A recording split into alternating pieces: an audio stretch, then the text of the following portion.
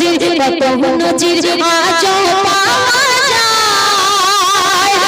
জামানায় মা মরলে বাবা ভালো হয়ে যায় যখন মারা যায় তখন ছেলে মেয়ে যদি থেকে থাকে সে ছেলে বাচ্চাদের উপরে ভালো ব্যবহার করে কখন যতক্ষণ না কানের ডাক্তার বাড়িতে আসে কানের ডাক্তারকে কবি পরিচয় মিশাল দিচ্ছ শুনুন প্রথম